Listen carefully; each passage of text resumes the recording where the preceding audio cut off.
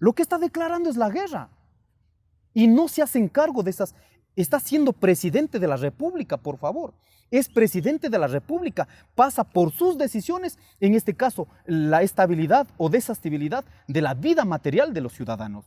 Entonces, yo no acepto, y nosotros hemos dicho, no aceptamos el tema del terrorismo. En primera instancia, reconózcase, señor presidente de la República, usted generó el terrorismo en este país.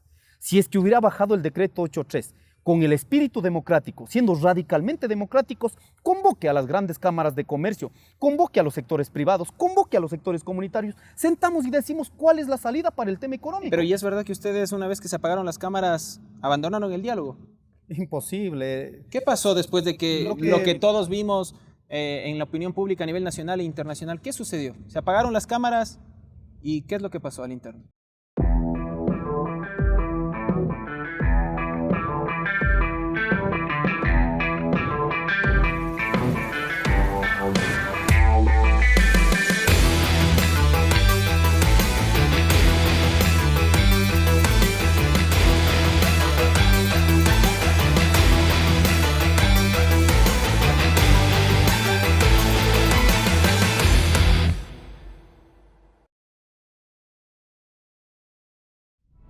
Hay quienes dicen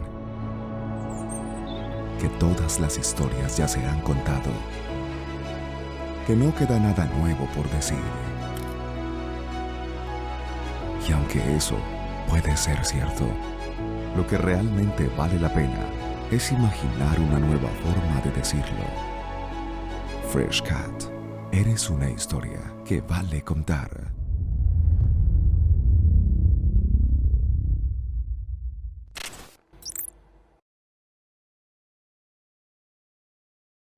Bueno, ingeniero, muchas gracias por aceptar este diálogo con el programa Al Límite. En esta oportunidad, usted es nuestro elegido y pues realmente que ha sido difícil concertar esta entrevista. Lo hemos estado prácticamente persiguiendo desde noviembre para tratar de dialogar con usted. Le agradecemos por esa deferencia. Usted es uno de los personajes más importantes en la política nacional y pues por eso queríamos dialogar, así que bienvenido.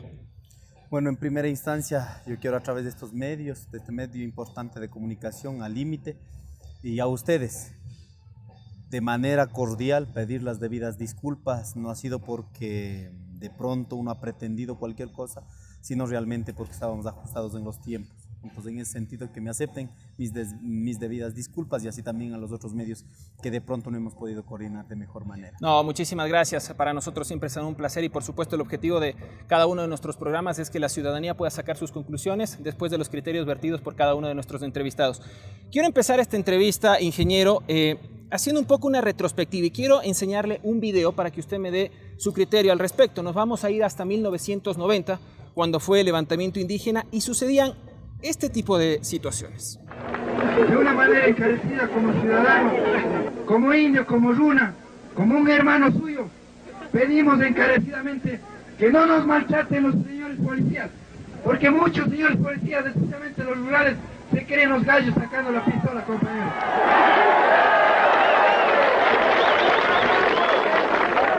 Señor intendente de policía, como dijo el compañero Feliciano, nuestro dirigente en la educación, compañero Feliciano, dijo: nosotros en el Tahuantinsuyo, en el mundo indígena, y la sangre también corre en sus venas, señor intendente, era una vida justa. Las autoridades eran para proteger, y en la Constitución dice así, que la policía es para cuidarnos. ¿Nos cuidan o nos maltratan? Vea, no solamente yo digo, vea, vaya al sitio. Señor intendente, esperamos que a ninguno de los que estamos aquí nos cojan y nos maltraten. Y si hay algún conflicto dentro de lo judicial, los derechos humanos, los derechos universales y los derechos como ciudadanos tienen que prevalecer a la fuerza bruta, señor intendente. El respeto como ser humano a todos tienen que darnos, compañeros. Necesitamos de la unidad nacional y ahora agitadores irresponsables están manipulando a los indígenas ecuatorianos de la sierra para que cometan actos de violencia que conspiran contra el avance económico del Ecuador y sobre todo contra la provisión de alimentos para las ciudades ecuatorianas. Muy bien. Ahí estaba 1990, era el levantamiento indígena, y quisiera saber qué coincidencias y qué diferencias encuentra el ingeniero Leonidas Issa después de haber pasado todo este tiempo. El presidente Borja en aquel entonces los calificaba de agitadores sociales que estaban manipulados por un determinado sector. ¿Cuál es su criterio? Bueno, la lucha del movimiento indígena en el continente, en el Abya Yala, en el Tahuantinsuyo, haciendo un promedio de acuerdo a la sistematización que han hecho muchos académicos, muchos intelectuales a nivel latinoamericano, se proyecta que hemos tenido cada 2 años un levantamiento. Eso significa que en estos 500 años tenemos más de 250 levantamientos en todo el continente.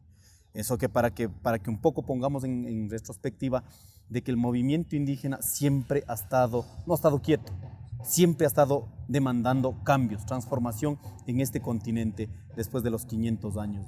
Y claro, después de todo este trayecto, si hacemos una revisión, siempre van a estar diciendo, ahora lo que pasó en octubre también, siempre van a estar diciendo que los indígenas no actuamos con criterio propio. Siempre hay alguien, un ventríloco que nos dan hablando por nosotros. No, eso ha sido todos los antecedentes de todos los gobiernos de turno desde la época de la República. ¿Es una forma de discriminación? Es absolutamente una forma de discriminación en la política. Pareciera que no tenemos criterio, alguien tiene que dar hablando por nosotros. Por eso nosotros, 1990, donde asimismo a partir de una medida de hecho que tomó el gobierno de Borja, ¿cuál era el pretexto central? Que no eran los indígenas no eran los que estaban en esta reacción con dignidad que se levantó, sino era un grupo de izquierdosos que estaban manipulando a los indígenas, como ahora se está diciendo. Es un grupo de correístas que de pronto tomó, en este caso, el levantamiento de octubre, cuando es absolutamente claro que ha sido 1990 y los 250 veces de levantamiento en Latinoamérica ha sido por una acción que nos sentimos indignados. Ni en la colonia, ni en la república, ni en el Estado moderno, nuestros principios de vida han sido tomados en cuenta. Siempre nos han tenido como cosa, como objeto. Y para nosotros 1990 significó convertirnos en sujetos políticos, sujetos de discusión, sujetos de criticidad de este Estado. ¿Y por qué cree que sucede esto, ingeniero, en diversos gobiernos de distintas tendencias, incluso de quienes se consideraba quizás socialdemócratas o más cercanos a ustedes, el del doctor Borja, antes, si nos vamos incluso a la época garciana, lo que sucedió con Fernando de Aquilema, y así podemos seguir repasando la historia, pero ahora incluso desde el gobierno también se emite un criterio bastante similar. Ustedes tuvieron discrepancias con el gobierno de Correa y así podemos seguir anotando cada uno de los gobiernos que los han tachado con calificativos similares. ¿Por qué no hay ese criterio diverso que quizás no los vea como manipulados? Nosotros creemos que lo que está claro, no solo para el Ecuador, sino para todo el continente, hay un choque de 2 civilizaciones. La civilización andina que hemos recreado en más de 6.000 años que tenemos como cuenta, y su origen empezó hace 12.000 años. Eso yo lo he dicho de manera pública y podemos sostener en todos los estudiosos de Latinoamérica, ¿no es cierto?, que desde cuando se ha consolidado como civilización, y nosotros la consideramos que aproximadamente hace 6.000 años se consolidó como una civilización andina. Claro, tienes otra civilización. En todas las partes del mundo ha habido civilizaciones con diferentes criterios, y en este momento, querramos o no, hay una civilización imperante que está alrededor del modelo de producción que es capitalista. ¿Y eso qué ha generado? Lo que ha hecho es, lo que necesita este modelo social de muerte que en este momento se tiene, necesita homogenizar el pensamiento. Es ahí donde chocamos. Lo que estamos diciendo es que lo que corresponde a nosotros como pueblos indígenas, en este principio de la diversidad, de la unidad en la diversidad, debe ser respetada por las instituciones del Estado y garantizar un nivel de tolerancia en educación, en todos los programas que permita interlocutar como seres humanos, ¿no es cierto? Debe garantizar una tolerancia. Solo le pongo el caso de justicia indígena. Nosotros, el pueblo indígena, nunca está diciendo tiene que ser para todos los ecuatorianos. Lo único que estamos diciendo, respeten en nuestros límites jurisdiccionales. Pero eso no sucede. Han pasado más de 500 años de la resistencia, de la lucha de los movimientos indígenas, y usted decía que en 1990 ustedes se constituyen como una fuerza política, ¿no? Después en 1995 Pachacútec empieza a participar en la vida electoral, su brazo político. Pero si uno revisa las estadísticas del INEC, se da cuenta que todavía el sector indígena, las áreas rurales del país son las más desprotegidas, las que carecen de servicios básicos, entre otras cosas fundamentales para su desarrollo, educación, salud. ¿Por qué no ha cambiado esto? ¿Qué ha pasado desde 1990 hasta la actualidad? Si nos vamos solo hasta 1990, ¿por qué esto no ha variado? Nosotros creemos que, ¿por qué no ha cambiado? Porque siempre la política general se ha reducido únicamente a la política del Estado. No se ha discutido en su integralidad. Cuando hablamos de economía, por ejemplo... ¿Les ha dado mayor fuerza quizás a ustedes ahí para elevar el debate, para profundizar el debate, sí, para exigir sus sí, derechos? absolutamente. ¿Cuál es la autocrítica que hacen desde el movimiento indígena para que su propio sector no pueda tener servicios básicos ahora de calidad? Mire, Porque no se trata, me imagino, solo de echarle la culpa o señalarle a los gobiernos, que indiscutiblemente tienen su responsabilidad, pero también creo que ustedes habrán hecho una autocrítica, ¿no? Sí, efectivamente, por eso decimos, nuestra primera autocrítica es después de 1990, de pronto aceptar los patrones del capitalismo para que sea interferido en nuestras colectividades, porque ahora vemos, hay un sinnúmero de espacios comunitarios que nos mantenemos, pero hay muchos procesos cercanos a la urbanidad que se van individualizando. Entonces, en el momento que se convierte en nuestra sociedad colectiva que hemos mantenido, en el momento que se convierte en un derecho en un proceso individual, digamos, ¿no es cierto? Ahí tenemos problemas. Ese, por ejemplo, lo hacemos una autocrítica que no se ha podido sostener desde sus inicios, ¿no es cierto? La otra cuestión, desde 1990 nosotros tenemos autoridades del movimiento indígena, pero el problema es que siempre se ha reducido a discutir el presupuesto general del Estado. Yo me pregunto, ¿todas las alcaldías, todas las prefecturas, todas las juntas parroquiales realmente tienen los recursos económicos para resolver los problemas estructurales de esta sociedad?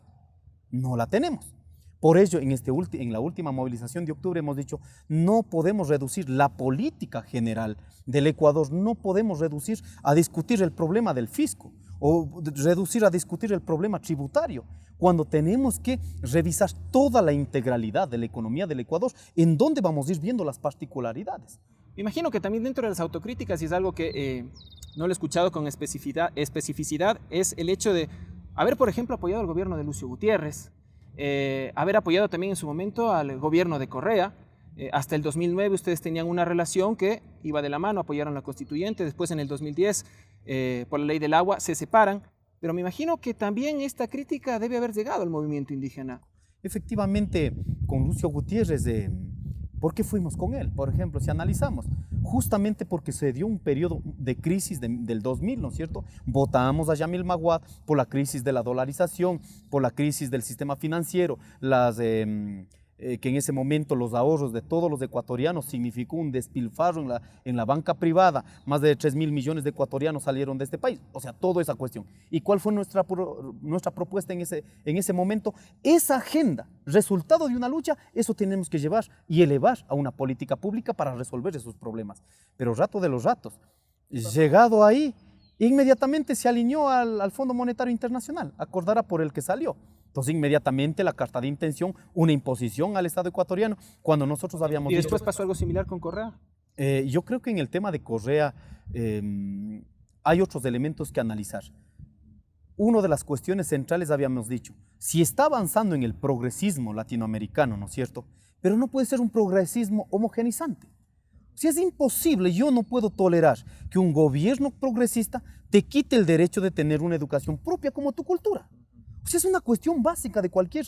Si no vamos a ver en Tailandia, vamos a ver las otras referencias a nivel mundial, donde las educaciones no está únicamente apegado a lo que decide el pueblo, incluso se ha individualizado. Vamos a Tailandia, por ejemplo, la educación lo que haces en casa y está siendo reconocido por el Estado. Y acá lo que estábamos diciendo, oiga, lo que necesitamos para que siga siendo un aporte, la ciencia, la tecnología, la soberanía alimentaria, en este caso el sistema de medicina que tenemos en nuestras comunidades, lo que necesitamos es eso recrear a través de la educación para que la nueva generación no pierda. La educación fue un factor, por ejemplo, el tema de justicia indígena, el tema del agua, el tema de la justicia indígena, esos factores derivaron en que ustedes se alejen del correísmo. Más allá de nosotros alejar, nosotros habíamos dicho, avancemos en este proceso de transformación, pero más bien fue en este caso desatinado las valoraciones que nos hicieron cuando dicen, oiga, cuando nosotros estamos peleando todos estos 21 derechos colectivos, dicen que estamos respondiendo a una política de la CIA.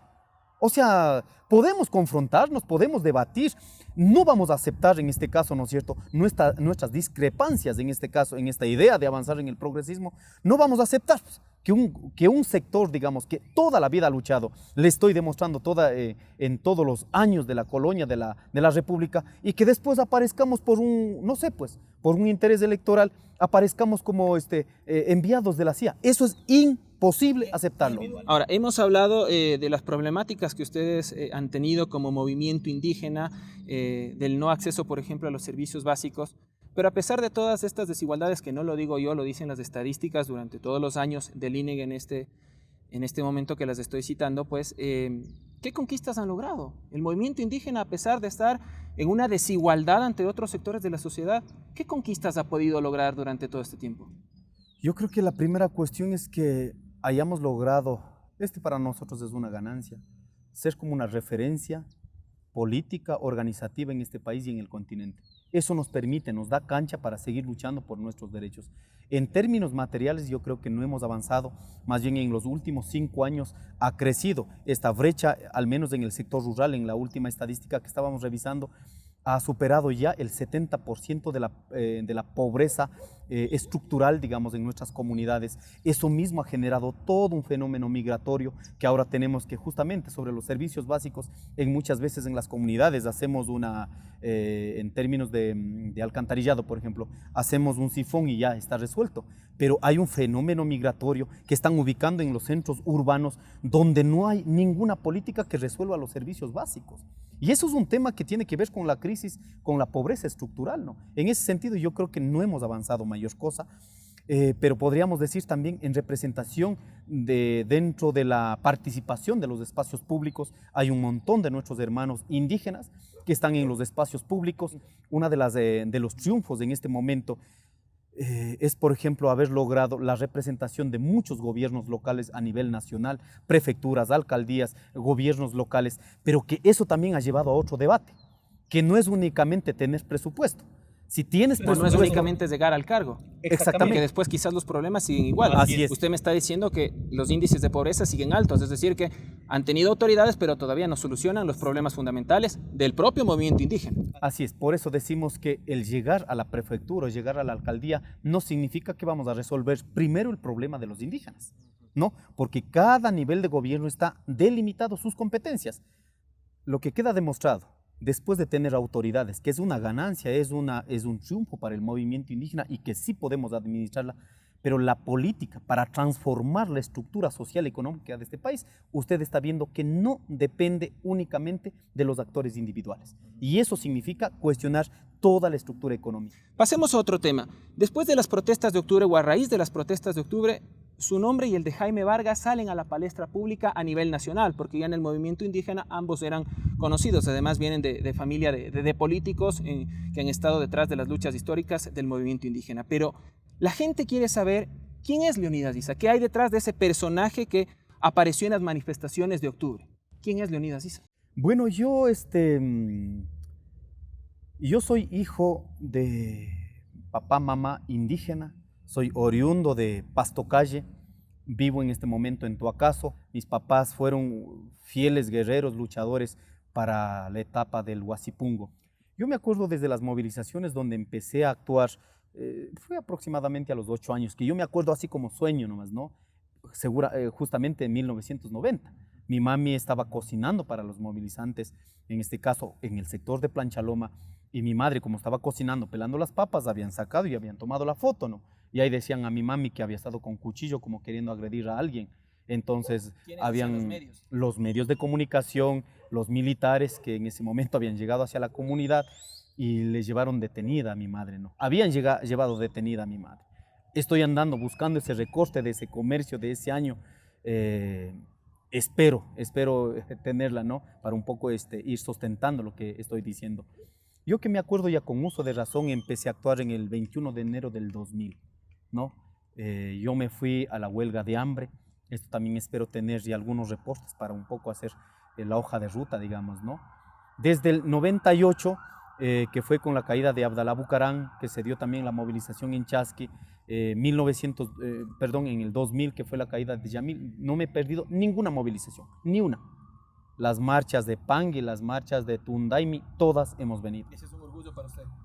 O sea, siempre he estado apegado a una decisión del pueblo. Entonces, pero yo en esa realidad nunca he pretendido sobresalir, nunca, nunca. Mi vida ha sido así como, para cambiar cualquier situación, primero tiene que uno sostener la vida de uno. En el 2000 yo articulo dentro de la iglesia, o sea, ese ha sido mi fuerte. Yo fui catequista por 3 años y yo creo mucho en el tema dentro de la iglesia, el ala de la iglesia de la liberación. La teología de la liberación. La teología de la liberación con Monseñor Leonidas Proaño, Oscar Romero. ¿Es católico no entonces? Sí, yo católico por herencia, llamémosle así, critico mucho el tema de la religión, ¿no? Yo no es que estoy de acuerdo con lo que pasó los 500 años, en nombre de la religión hicieron lo que hicieron, en nombre de la religión instauraron, en este caso la Santa Inquisición, los 21 instrumentos de la Santa Inquisición que podemos encontrar en el Perú, ¿no es cierto? O sea, usted está yo más ligado con la cuestiono- teología de la liberación. Cuestiono en toda esta cuestión, pero centralmente yo creo que en este momento decir que vamos a ir por una iglesia originaria, también estaríamos desconociendo lo que en los 500 años una dominación que finalmente ha liberado a partir de la espiritualidad propia que la tenemos. Llego a la universidad, en la universidad estudié 6 años, soy ingeniero ambiental, en ese proceso pretendí también desde esta mirada, ¿no? Que yo también he cuestionado. Muchas veces hay movimientos estudiantiles dentro de las universidades que creen que porque han tenido una historia dentro de aquello, creen que tienen la holgura de seguir ¿A dominando. quiénes se refiere? A muchos grupos que han pasado. ¿Se refiere al MPD? Sí, yo he sido muy crítico también de aquello en su debido momento. Por eso yo decía que si los que se creen o se autodefinen como de izquierda, también tienen que aperturar otros elementos, porque no somos los únicos en los espacios interlocutando en términos políticos, ¿no? Luego fui dirigente de jóvenes del movimiento indígena de Cotopaxi. Lo que siempre ha estado acompañado a mí es un proceso de formación informal. O sea, en las universidades lo que enseñan muchas veces quedamos en el tecnicismo y perdemos de vista una mirada integral, ¿no? Luego llego a ser presidente de la comunidad en el 2012. 2012 a 2015 pasé 3 años siendo presidente de mi comunidad. Luego en el 2016 llego a la presidencia del MIG, pero antes de eso yo había disputado con otro compañero y el otro compañero me ganó. Entonces yo nunca he sido partícipe, si es que pierdes, de pronto meter a hacer cualquier berrinche, ¿no? No, pues ya perdiste. Democrático. Absolutamente, en eso también tenemos que profundizar. Yo respeto absolutamente la democracia comunitaria. Y eso le quiero preguntar, ya que usted toca ese tema, ¿puede ampliarnos más acerca del criterio de la democracia comunitaria? Porque usted habla muchísimo acerca de la misma. Ahora tenemos la representativa, la participativa, pero la comunitaria.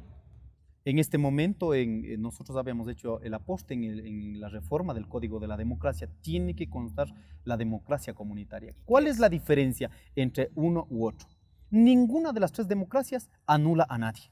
Eso queremos dejar como principio. Por ejemplo, ¿cómo funciona en nuestras comunidades? Nosotros no es que no discutimos el tema si estás o no estás de acuerdo con uno u otro partido político. Nosotros cuando son elecciones tomamos asambleas de 10, 12 horas, discutimos el tema electoral. Hay compañeros que dicen, muy bien compañeros, yo estoy de acuerdo, yo que sé, con Alianza País. Estoy de acuerdo con las 6. Estoy de acuerdo con Creo, yo que sé, con todas las... Entonces, en una democracia comunitaria ponemos al debate. A ver, díganos usted, ¿por qué está de acuerdo con esta tesis? Compañero, ¿por qué está de acuerdo con esta tesis? Y nosotros, ¿por qué estamos de acuerdo con esta tesis? Y se somete a votación interna de la comunidad. Y antes de eso se llega, en este caso, como perfiles de acuerdo, digamos, general, ¿no es cierto? Y se va diciendo a cada comunero, alcen la mano por todos los criterios de los compañeros de manera, en este caso, libre y voluntaria. Nadie te está diciendo, votarás por esta tesis, no. Alcen la mano los que están de acuerdo con esta tesis. Si son 150, entonces alzan por ahí 10 personas. Alce la mano los otros, 3 personas. Alce la mano otro, unos 15 personas. Alce la mano por la tesis que estamos sosteniendo nosotros, la mayoría absoluta. Entonces la democracia comunitaria es, en el momento que hay una decisión de una jurisdicción territorial comunitaria, el que perdió tiene que respetar a la mayoría. ¿Creen la propiedad privada? Pero claro, efectivamente, no vamos a decir que por favor no podemos tener. Lo que sí no estoy de acuerdo es que la propiedad privada los medios de producción que concentren únicamente en nombre de la propiedad privada. Por ejemplo, si yo tengo una casa, no voy a decir, por favor, que esté libre para todos. Yo también tengo mi individualidad para hacer mi propio diseño, mis propios gustos, pero de ley tiene que ser respetado la propiedad privada. Pero lo que no se puede permitir es que en muchas veces, a nombre de la propiedad privada, hacemos dueño de la riqueza del resto. Ahí viene el principio del comunitarismo, que no niega lo privado. Y quiero aclarar esta cuestión también, que a veces constan en lo que decimos del mensaje, y espero en este medio se saque completo. No, y dicen, oiga señores, usted está en contra del éxito. No estamos en contra del éxito, pero el éxito tiene que ser para todos. No vas a embanderar el éxito de unos gracias al detrimento o a la pobreza del resto. Eso no es justo. En el mismo sistema capitalista no es justo eso. Y el ingeniero Leonidas Issa, ¿qué piensa acerca de temas que acá todavía siguen siendo polémicos, como por ejemplo del aborto? ¿Cuál es su criterio? Yo estaba de acuerdo en la última decisión, incluso a nuestro asambleísta de Pachacutic, de la provincia de Cotopaxi, fue el único el que votó a favor de esta tesis.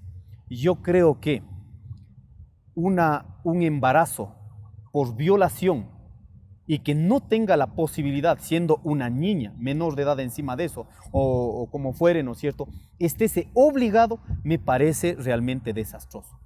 Claro, si vamos a contraponer en el tema de la religión, en el tema de los principios de la familia conservadora, esto va a parecer a pecado, esto va a parecer a muerte, lo que sea. Pero yo creo, incluso yendo a revisar en términos científicos, hasta los 2 meses podemos considerar, ¿no es cierto?, son elementos químicos que tienen hasta que se pueda componer como vida. Sí, efectivamente, la vida tiene que ser cuidada, tiene que ser realmente con políticas públicas que no agreda. Pero yo digo, mira, es una cuestión real. Si una niña ha sido abusada por un delincuente y que esté obligada encima de eso a tenerlo, me parece lo más desastroso en los avances de los derechos de las minorías, como han dicho. Sobre las luchas de grupos como los LGBTI. Yo estoy de acuerdo. O sea, lo que no se puede es, un Estado no puede promover, en este caso, ¿no es cierto? No se puede promover de pronto que se desvíe, digamos, ¿no es cierto? Pero si es que hay una cuestión biológica, no vas a hacer por justicia indígena o por decreto que esa condición biológica del ser humano, que en este caso pueda ser reprimida o pueda ser criminalizada. En ese sentido yo no tengo ningún problema, pero lo que sí hemos dicho es que tampoco se puede aprovechar de aquella situación, ¿no es cierto?, y se empiece a ideologizar este tema y se empiece a generar otros desequilibrios, digamos, ¿no es cierto?, en cierto sector de la sociedad. Muy bien, hemos conocido más acerca de su pensamiento más a profundidad. Quiero mostrarle otro video porque quiero conocer igual su criterio. Se intentó derrocar al gobierno con violencia extrema y un ataque terrorista organizado. La policía respondió con material disuasivo, no usó, óiganme bien, no usó armas letales y no disparó ni una sola bala. 435 policías y 80 militares fueron heridos. Está más que claro de qué lado vino la violencia, aquellos que promovieron el caos, el terror y la sedición. Y el pueblo jamás lo olvidará. Tampoco olvidará que inclusive se anunció la conformación de un ejército paramilitar, ¿no recuerdan? Pero el pueblo ecuatoriano recordará que, al contrario de algunos de los terribles actos de violencia que acabo de describir, el gobierno priorizó el bien común y, una vez más, llamó a la paz, a la reflexión, llamó al diálogo. Inclusive invité a la Organización de las Naciones Unidas para que fuera testigo y facilitar ese proceso de diálogo. Un diálogo que algunos abandonaron inmediatamente una vez que se apagaron las cámaras y los micrófonos. Ahora piden amnistía para los autores, cómplices e ideólogos de la violencia, algunos de ellos detenidos por actos vandálicos, violentos o desestabilizadores. Ecuatorianos, los derechos humanos son para todos, sin importar uniforme, mandil, nacionalidad, idioma ni ideología. La ley es para todos. Y en la misma democracia que permite la discrepancia y la protesta pacífica, las personas que cometieron delitos están siendo juzgados por una justicia que ahora sí es independiente. ¿Qué opina? Yo creo que el mismo presidente delata muchas cosas, ¿no? Una primera cuestión, él asume. De pronto intenta minimizar diciendo que sí ha faltado comunicación, pero él asume centralmente por qué empezó los niveles de violencia. Y en ese sentido, después de un acto irresponsable de un gobernante que llama a precautelar los derechos humanos, vemos que él está defendiendo el derecho de la institucionalidad. Él en este momento está posesionando únicamente el criterio de que los policías, los militares tienen derechos humanos. No, señor. Aquí, los ciudadanos, el presidente de la República es presidente de todos, no solo de los policías, no solo de los militares. A unos salvar, incluso a unos premiar, condecorar en Carondelet, y al resto generar procesos de criminalización. El presidente Eso utiliza el calificativo de terrorista. Sí, ya voy a entrar a ese tema, es el siguiente tema. Entonces, no se puede en este momento, ¿no es cierto?, hablar en nombre de los derechos humanos y sacar como referencia a los policías y los militares. Aquí se tiene que sacar la referencia de dónde vino la violencia, como ellos mismos han dicho, venga de donde venga, pero que aquí se ha posesionado únicamente en el criterio de los manifestantes. Entonces hay que recordar, los derechos humanos no están intermediados por los estados.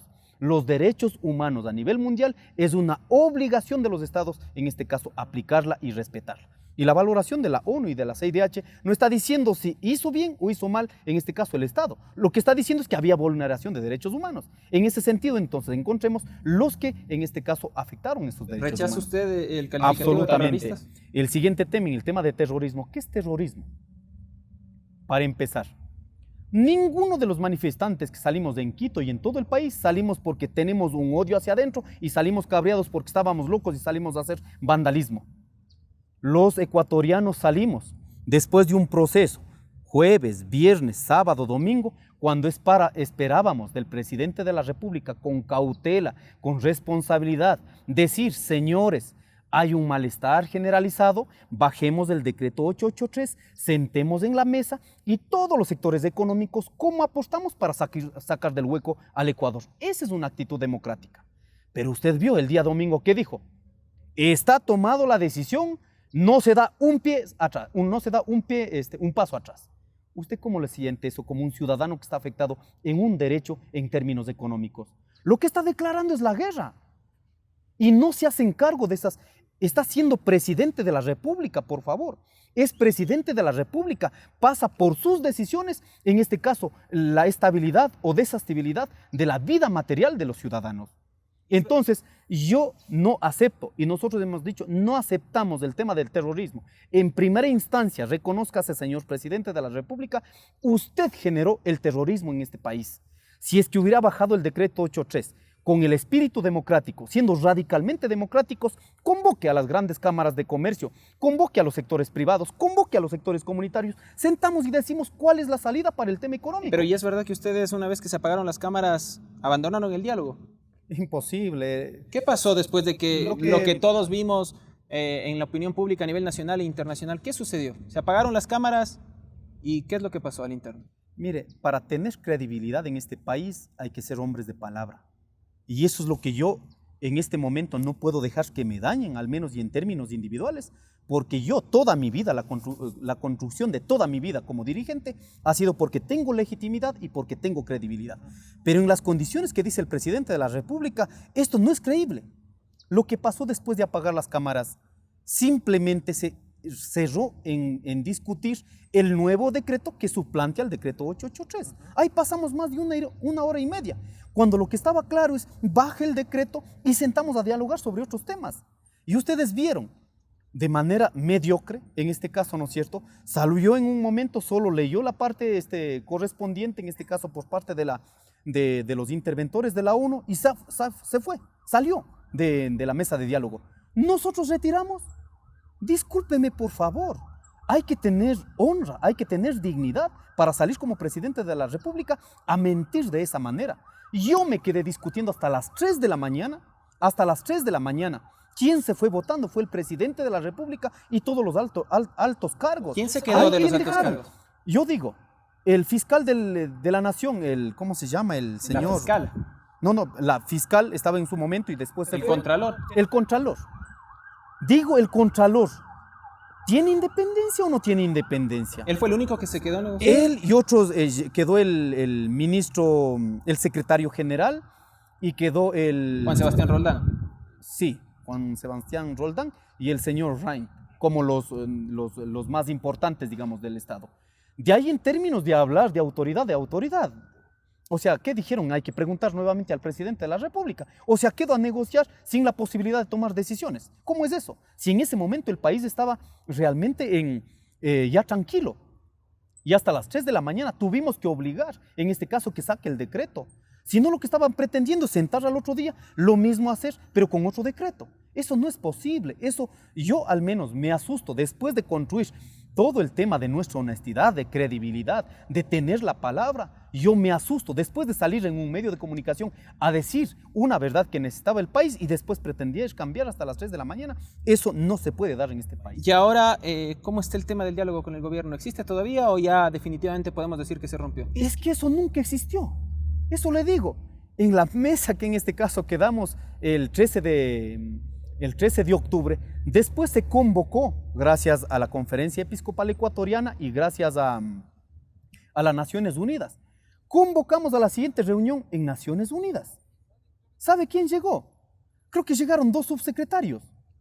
Para hablar de temas álgidos de economía, mandaron como para decir que llegaron. ¿Ahí en qué quedamos? Dijimos, oiga, no vamos a hacer burla del Ecuador porque aquí no es un problema del movimiento indígena. Si queremos tomar decisiones, hay que aperturar los temas centrales que hay que discutir en este país. Revisemos toda la economía estructurada del país. No podemos quedar discutiendo 2 meses del decreto 883. ¿Por qué digo que el diálogo nunca existió? La otra vez que fuimos a la Conferencia Episcopal Ecuatoriana, en vista que no había ninguna convocatoria en este caso, porque habíamos pedido, oiga, no podemos cargar ni el gobierno nacional solito, ni el movimiento indígena solito, podemos cargar la crisis del Ecuador. ¿Qué exigíamos? Señores del gobierno, convoquen a otros sectores sociales, a otros sectores económicos, sentemos una mesa y debatamos el tiempo que sea necesario. ¿Pero qué hizo? Faltando 8 horas habían mandado al compañero Jaime Vargas que vengan a Carondelet a reunir. Cuando sabe perfectamente que los mecanismos de diálogo para cambiar cualquier estrategia son decisiones colectivas. La única que estaba autorizada por nosotros, para nosotros, digamos, las bases que nos autorizaron, es en el mecanismo que se había buscado, intermediado por por la Conferencia Episcopal Ecuatoriana y por la intervención de Naciones Unidas. Yo he escuchado sus posiciones, he escuchado las del señor Vargas, y parece que ustedes no hacen ninguna autocrítica también de lo que sucedió en octubre. Quizás podían haber controlado un poco más los desmanes, aunque era muchísima gente, por supuesto, pero imagino que también deben haber hecho alguna autocrítica. ¿Qué les faltó? ¿De qué se arrepienten o no se arrepienten absolutamente de nada? Pero claro, una de las autocríticas que hemos hecho de manera interna es que no se preveó, no se construyó los escenarios del nivel de la reacción que iba a tener esta movilización. O sea, en otras palabras, lo que debíamos tener es un escenario construido de cuánta reacción iba a tener el pueblo ecuatoriano. El decir, ¿por qué no controlaron? Yo podría decir, vea, me autocritico porque no pudimos controlar. Estaría faltando a la verdad, estaría siendo deshonesto. En ese momento era imposible poner, en este caso, organizar, digamos. Porque tenías 10,000 gentes adentro, porque tenías miles de personas aquí en el arbolito. Está bien, pero era imposible corregir todo eso. Por eso digo, una autocrítica es que debíamos dibujar un escenario antes porque nosotros ya habíamos hecho una planificación desde el 23 de agosto. Pero yo le he escuchado en anteriores entrevistas que usted decía esto el año pasado, que por ejemplo iban a buscar o iban a tratar de identificar a los responsables de las agresiones a florícolas, a empresas privadas, de la destrucción de pequeñas pymes que también se vieron afectadas. ¿Han logrado identificar a alguno o todavía no se logra identificar a alguno para decir, bueno, tú fuiste responsable? O quizás dentro de las manifestaciones, incluso cuando estuvieron dentro de su cerco, de donde estaba el movimiento indígena, ¿nunca lograron identificar a alguien, algún agitador social? Pero claro, vea, ¿Pero y qué pasó con él? Si usted revisa en las redes sociales, yo mismo, Leonidas Issa, en el momento que aprovechando de la movilización había habido un grupo de 50 jóvenes aproximadamente en La Tacunga, que habían estado saqueando en un mercado, me vinieron a avisar, fuimos con toda la guardia comunitaria, cogimos a 3 individuos, en Puente 5 de Junio hicimos justicia indígena.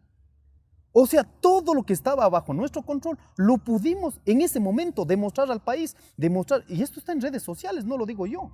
Hay que revisar, porque había un montón de reproducción, porque decíamos, no pueden aprovechar de un momento delicado que está pasando el país y que habían grupos que se estaban aprovechando en términos materiales. Es decir, sí hicieron justicia indígena. Pero de ley, aquí mismo, aquí, en el momento que estaban enfrentando, cuando había ya una tranquilidad del pueblo, cuando dijimos ya un momento, organizamos de mejor manera, y había un grupo de compañeros, ¿no es cierto?, que empezaron a agitar nuevamente.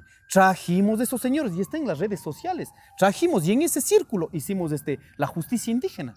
O sea, ¿dónde podemos, ¿no es cierto?, en este caso, generar control en nuestros espacios? Se controló de esa manera. El objetivo Pero no... lo que yo no puedo hacer cargo, y que en este momento el Estado y las autoridades y los diferentes actores políticos no nos podemos hacer cargo de todos los actos que hizo la movilización. No podemos hacernos cargo. El objetivo nunca fue derrocar al presidente Moreno. Absolutamente, nosotros hemos sido claros. Por eso, en este momento, ¿por qué tenemos una reacción del correísmo diciéndonos a nosotros traidores?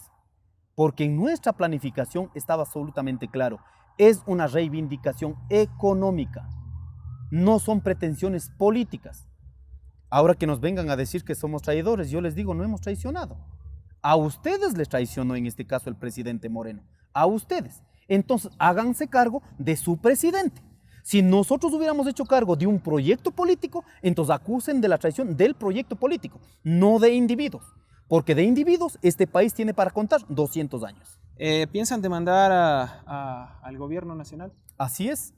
Por eso decimos, estamos en la misma tónica que ha dicho el gobierno nacional y las autoridades de justicia ordinaria. Ha dicho, hay un nivel de violencia, la violencia de donde haya venido, caiga quien caiga. Perfecto. Pero aquí no ha caído los que también son responsables. No vemos ningún proceso a María Paula Romo, no vemos ningún proceso al ministro Jarrín, no vemos ningún proceso a los coroneles generales que actuaron en ese sentido, no vemos procesos a los que tenemos comprobado en este caso que sí mataron a nuestros compañeros, como tal del compañero Inocencio Tucumbi. Díganos cuál fue el, ¿cómo se llama?, el pelotón, digamos, ¿no es cierto?, de la policía que estaba comandado y que fue impactado la bola de gas lacrimógena en el cráneo, que en este caso incluso desprendió la vista. ¿Quiénes fueron? Nadie está con proceso abierto. Pero tenemos en este país hay 670 compañeros con procesos judiciales. Pero el presidente dice que hay una justicia indígena, una justicia imparcial. ¿Qué justicia imparcial podemos hablar, por favor? Si me indica que la fiscal general de este país, que estaba sentado en la mesa de diálogo, yo suponía como fiscal intermedia en un problema real, pero no, fue para escuchar. Y en este momento, dígame, señor Jaime Nebot tiene un proceso, cuando está diciendo, si no puede hacer el Estado, lo vamos a hacer nosotros. ¿Eso qué significa? Se llama rebelión en términos jurídicos. Cuando vemos que la alcaldesa de Guayaquil cerró la vía, ¿eso qué se llama? Paralización de servicios públicos. No hay ningún proceso, señores, en este país. 670 compañeros que salimos a manifestar, toditos criminalizados. Pero por parte de los que generaron violencia, por eso estamos de acuerdo. Como principio, caiga quien caiga, de donde venga la violencia. Pero aquí no, señores. Esa violencia que generaron desde el Estado han acumulado a los manifestantes que salimos por una reivindicación económica. ¿Cuántos muertos mismos hay? Porque en las últimas semanas, en los últimos días, ha saltado el caso de José Rodrigo Chaluiza, que la CONAIE lo reportó como fallecido, pero desde el gobierno se dice que quizás habría una duplicidad de nombres. ¿Qué mismo sucede? Mire, nosotros, yo, de la provincia de Cotopaxi, de los 4 compañeros que están fallecidos y que no hay ninguna duda, y les invito a las autoridades, vamos de casa en casa, en este caso, ¿no es cierto?, revisando los que vinieron en nuestra columna, están fallecidos. ¿Usted se ratifica que José Rodrigo Chaluiza está fallecido? El otro compañero Chaluiza, ¿cómo se llama? El otro es José Daniel Chaluiza. José Daniel es de quien se habla que se reportó el fallecimiento por la caída del puente de San Roque, pero esto fue el 7 de octubre. La CONAIE dice que el otro José, en cambio, fue el 9 de octubre. Así es. Mire, en esta parte, por eso yo había dicho, nosotros hemos remitido a los documentos oficiales. En los documentos oficiales, ¿qué se dice? Hay 11 fallecidos, un compañero más que está en Guayaquil, que en este momento ya entró a la lista, con eso serían 12, de las cuales 9 son comprobados, con cédulas y con todos los documentos habilitantes. Por eso, como nosotros habíamos tenido, el otro compañero que falleció y que está reportado es un hermano migrante. Es de la provincia de Cotopaxi, pero es migrante. ¿Usted se ratifica que entonces José Daniel y José Rodrigo fallecieron? Mire, por eso se digo, yo no puedo certificar del compañero que esté en este momento, del compañero migrante. Por ello he pedido la certificación de los 2 compañeros de la lista que está para que se pueda ver. Yo lo que sí puedo certificar de los 4 compañeros que son fallecidos. Por eso había dicho yo incluso en un medio de comunicación, de pronto hay una confusión del mismo apellido, de pronto hay una confusión de los 2 nombres. Eso es lo que yo no he logrado comprobar. Para ir a la parte final de la entrevista, ¿cómo están al interior del movimiento indígena? ¿Están cohesionados? ¿Están divididos? Ya de cara además a que es un año electoral. Yo creo que en este momento tenemos una fortaleza, estamos unidos. Por esa unidad, por esa fortaleza misma, el gobierno nacional pretende posesionar algunas estrategias, como esto de deslegitimarnos a los dirigentes, declararnos terroristas, subversivos, guerrilleros, de todo nos ha dicho, ¿no es cierto? Hay esta otra estrategia que están cooptando dirigentes, pero no han logrado, sino son y muchas veces compañeros que por actos de corrupción fueron votados del movimiento indígena, pero el gobierno nacional está recogiendo. Hay otra estrategia de dividir las estructuras organizativas. ¿Por qué? Porque estamos fortalecidos y tenemos una unidad dentro del movimiento indígena. ¿Es verdad que los líderes del movimiento indígena están encabezando algunas encuestas a la presidencia de la República? Bueno, según los números en redes sociales lo está, pero eso no va a provocar, eso les quiero decir, eso no va a provocar fricción ni interés individual. Ustedes no tienen encuestas, no han hecho encuestas. Nosotros no hemos hecho absolutamente para nada, porque no es en este momento, al menos yo le he dicho con claridad, no es nuestra prioridad el tema electoral. Tendremos que decidir el escenario electoral, eso estamos absolutamente claros. ¿Y cuándo lo van a decidir? Porque yo supongo entre mayo, junio aproximadamente, porque tienen que generar lo que nosotros hemos dicho, es bajo el principio colectivo que siempre hemos hecho, esto será una decisión colectiva, no es del interés de Leonidas, interés de Jaime, interés del compañero Yacu o de cualquiera que tengan la posibilidad, no es del interés. Pero si la democracia comunitaria al interior del movimiento indígena decide que Leonidas Issa sea el candidato a presidente, ¿usted está dispuesto a asumir ese reto? Bueno, mientras no existe eso, yo no puedo dar ningún criterio mío. ¿Se siente preparado? Pero si en términos de preparación, yo tranquilamente podría decir que tenemos condiciones, pero yo en este momento, yo no, de verdad, por el respeto a la ciudadanía y respeto a mis estructuras organizativas, no puedo dar un solo criterio, una pizca del querer o no querer o de estar o no estar preparado. Pero me imagino que lo que sí me puede decir es cuál es el proyecto político económico que proponen desde el movimiento indígena en caso de llegar a la presidencia de la República, algo que ya ha sido manifestado por Jaime Vargas. Quieren llegar al gobierno en el 2021. Sí, hay una proyección de los compañeros del movimiento Pachacuti que están trabajando en ese escenario, por eso decimos lo que no queremos es que se trabaje ya con nombres, ¿no? Que se identifiquen. Por eso le pregunto, ¿cuál es el proyecto político económico? Exactamente. Nosotros lo que hemos dicho, el mandato que hemos construido después de octubre, hay en este caso una propuesta económica de resultado del Parlamento de los Pueblos, donde el ministro de Economía salió a decir que sí, está bonito, pero eso no sirve para nada y que en tal caso rechaza totalmente. Para que la gente que nos está viendo pueda entenderlo, si yo le pido que me nombre 4 ejes fundamentales sobre los que se basaría el proyecto político económico del movimiento indígena en caso de llegar a la presidencia, ¿cuáles fueron? En el documento construido en este momento se debe fijar bien la política fiscal. O sea, lo que estamos diciendo es como principio, el que tiene más, paga más. Eso sería como política. Como le pregunto porque Jaime Vargas dice que están preparados y que quieren llegar a la presidencia. Sí, por eso le digo que no, en este momento no voy a dar elementos, en este caso, ¿no es cierto?, de mis criterios individuales. Lo voy a referir de acuerdo a la propuesta que está en el Parlamento. Una política fiscal, ¿cuál tiene que ser? No puede ser el pretexto de que nos falta plata y cada vez estamos acumulando, ¿no es cierto?, las deudas. Vamos al Fondo Monetario Internacional, pedimos más de 4.000 millones de dólares. ¿Para qué? Si fuera para inversión, perfecto. No, es para gasto corriente. ¿Qué tenemos que hacer? Ahí viene el siguiente tema, una política tributaria en este país. ¿Qué necesitamos? Como principio, el que tiene más, pague más. ¿No? Y a veces dicen, pero el señor Issa no ha pagado ni impuestos. Le demuestro, señores, todos los días, todos los ecuatorianos pagamos el 12% del IVA. Ahí está los que pagamos de a pie. Y los que tienen más es a partir de los que pueden facturar más de 11.000 dólares. Entonces, los que tienen la posibilidad de tener otros réditos, y en muchas veces, gracias a las políticas del Estado, entonces tiene que retribuir como corresponde lo que dice la ley y la Constitución. Otro, la política petrolera. ¿Se puede imaginar? En estas intermediaciones, ¿cuántos miles de millones de dólares se han ido? Solo si recaudáramos $4 en cada intermediación de barril de petróleo, tendríamos un buen presupuesto. Si recaudáramos $10, que en este caso sirve en los contratos petroleros, se ahorraría un montón de plata. ¿Qué más podemos hacer? Hay que renegociar el tema de la deuda externa.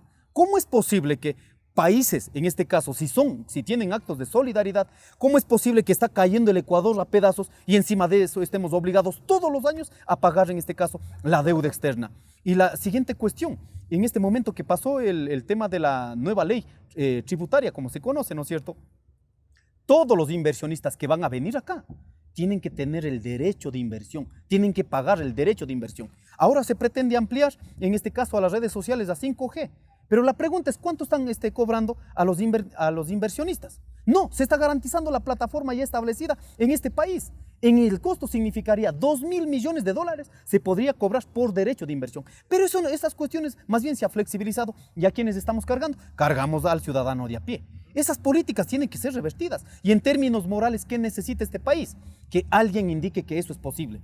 Hay que quitar los sueldos vitalicios.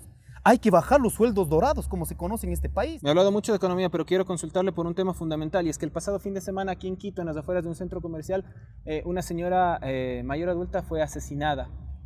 ¿Qué proponen entonces ustedes en un tema tan importante como es la seguridad? Es muy doloroso realmente. Yo realmente pido solidaridad, no solo para los venezolanos. Si vamos a ver a nivel mundial, hay un fenómeno migratorio de asustar. Cuántos salen hermanos de África y cómo están metiendo a los diferentes países. Vamos a Centroamérica, cómo está saturado la frontera de México, Estados Unidos. Hay una criminalización de toda esta cuestión. ¿Pero por qué? Porque todos los estados no están garantizando a sus ciudadanos que se generen procesos de desarrollo localizados. Mire, acá como una política debe ser: ningún hermano extranjero, sean nuestros ecuatorianos saliendo al país o de los que vengan desde afuera, no pueden pasar. Pues, ¿cómo podemos dar una visa a individuos con antecedentes penales? Ese como norma tiene que ser, porque aquí tenemos más de 500.000 hermanos venezolanos que en muchos están siendo explotados también, han venido a dar su trabajo, pero las empresas también están explotando a ecuatorianos o venezolanos, o en muchas veces explotan más a los venezolanos y eso hacen que quiten el derecho del trabajo a los ecuatorianos, pero asimismo hay un 18% de delincuentes que han venido. Eso se tiene que extirpar, pues. No se puede aceptar, por más crisis que esté, no se puede aceptar los niveles de violencia que han venido algunos sujetos, que eso han manchado también al resto de ciudadanos venezolanos, en muchas veces para decir que todos son lo mismo. Y el tema de educación, hablo acerca de lo puntual. Hay un cierto sector que está pidiendo la eliminación de la prueba Ser Bachiller. El candidato, lo podemos ya catalogar así, Guillermo Lasso, él propone esto, eliminar la prueba Ser Bachiller. ¿Usted qué opina? Qué bueno, esto nosotros ya dijimos desde hace 5 años, ¿no? Desde hace 5 También años. quieren eliminar. Nosotros hemos dicho, tiene que eliminar, pero no va a ser eliminar por eliminar, pues. Por favor, si eliminas, ¿qué va a pasar? Va a ser un ingreso donde no va a haber como un rédito, digamos, ¿no es cierto? O no va a haber ¿No sería mejor reformular esa prueba? Sí, mire, lo que quiero decir es que la prueba como tal ha eliminado la posibilidad del ingreso a las universidades, ¿no es cierto? No te fortalece en este caso la capacidad de los jóvenes. Si eliminamos así, lógicamente va a ser el que ingresa bien, el que no ingresa también. Tampoco puede quedar ahí. Nosotros lo que hemos dicho es, tiene que eliminar, y todos los jóvenes, para que puedan decidir una carrera, deben pasar por lo que antes era conocido, y eso hay que fortalecerla, ¿no es cierto?, por el preuniversitario. ¿Pero qué se tiene que garantizar? Si yo quiero ser médico, que el Estado me garantice 6 meses probar si puedo o no puedo. Entonces, después de una carrera preuniversitaria, me garantice qué mismo quiero ser. De ahí en adelante, que todas las carreras, los jóvenes que ingresen, sea pero cuidado, con mesura, ¿no es cierto? Y que los jóvenes se pueda proyectar y se pueda garantizar que todos puedan, en este caso, salir, digamos, de las universidades, ¿no? Siguiente cuestión, para resolver el tema del ingreso a las universidades, no vamos a resolver únicamente eliminando el Ser Bachiller. ¿Qué tenemos que hacer? Tiene que ir acompañado, en este caso, con el incremento del presupuesto general del Estado. Se debe declarar en crisis de un quinquenio de las universidades. Si hacemos solo en proyección 5 años, con un presupuesto del 10% para todas las universidades, mejoramos la capacidad física, pedagógica, ¿no es cierto?, de los docentes, En menos de 5 años, los 1 millón de jóvenes, solo incrementando el 10% en todas las universidades, en 5 años resolvemos el problema del ingreso a las universidades. De ahí tendríamos que hacer una nueva reforma para todos los rezagos que no sigan siendo rezagos, sino efectivamente esta educación vaya, que potencialice lo que realmente quiere ser el joven, ¿no es cierto? Y que se garanticen la finalización y la carrera. Las dos preguntas finales. ¿Están dispuestos a dialogar con todos los sectores afines a la tendencia de cara a las elecciones? Bueno, ese ya corresponde, como había dicho, el tema electoral es siempre jodido, ¿no? Pero hay un mandato nosotros que sostenemos desde hace mucho tiempo, la unidad entre los sectores populares, de la clase media hacia abajo, la clase que estamos dispuestos a darnos la mano, los pequeños, medianos productores, los pequeños, medianos industriales, que muchas veces en este sector de la clase media, los que tienen pequeños, medianos centros de negocios, las pequeñas industrias, los estudiantes, las amas de casa, los jubilados. ¿Están en diálogo con ellos, por ejemplo? Absolutamente, sí. Nosotros hemos dicho que no podemos también únicamente quedar en las únicas relaciones de las organizaciones que habitualmente lo hemos sido. Hay mucha gente que no se refiere a ninguna de las organizaciones. Y su criterio personal es si es que un sector del ala correísta quiere unirse a su lucha, quiere unirse a su proyecto político, ¿usted estaría de acuerdo? Su criterio estrictamente personal. Sí. Y yo lo que estoy diciendo es que no hay un proyecto político individual, peor mío, ¿no? En ese sentido hay un proyecto político de una clase social, de la clase popular, digamos, en este país, que ha dicho, no podemos seguir aceptando como normal que los actos de corrupción pasen como si fuera normal en este país. Que estén dispuestos a cambiar, a transformar en ese sentido. Bienvenido todos los sectores sociales aquí sin nombre y apellido. Por ello nosotros hemos dicho. Incluidos los correístas. Incluido todos, absolutamente todos los que están dispuestos a empujar un proyecto político colectivo. Ingeniero, el mensaje que usted le daría, especialmente a aquellos policías que salieron a las manifestaciones, también bajo las órdenes, por supuesto, que ellos tenían, y a la gente que quizás no concuerda con las políticas, los preceptos, las ideas que tiene el movimiento indígena. ¿Es posible volver a reunificar al país? ¿Qué les diría a ellos si lo estuviera ahí enfrente? Yo les digo que en el siglo XXI, esta cuestión que antes estaba sentido en la conciencia de los humanos, el racismo, no puede servir en un momento delicado de la política del país para que reencrudezca el racismo. Totalmente de acuerdo. En este país y en cualquier parte del mundo, el principio debe ser la democracia. Sí, podemos debatir lo que quieran y en donde quieran, podemos debatir, pero eso no se transgreda, del debate no transgreda a racismos altamente fascistas. Yo veo en redes sociales pero ponen... Yo entendería de verdad a los ciudadanos común y corriente que muchas veces no han logrado ir ni siquiera a la escuela o a las universidades. Uno podría decir que está actuando en ignorancia, pero vemos universitarios, vemos en este caso, vemos empresarios, vemos asambleístas, que eso es lo que asusta. ¿Cómo es posible que autoridades de esa calaña estén propiciando el racismo, utilizando la política para desacreditarnos entre ecuatorianos? Y lo que más me asusta, por ejemplo, Jaime Nebot, podemos decir que es un estadista, incluso tenía una referencia, pero que venga de la boca de él, de pensamiento de él, de su corazón, decir que, oye, recomiendo a los indios que queden en el páramo es altamente racista.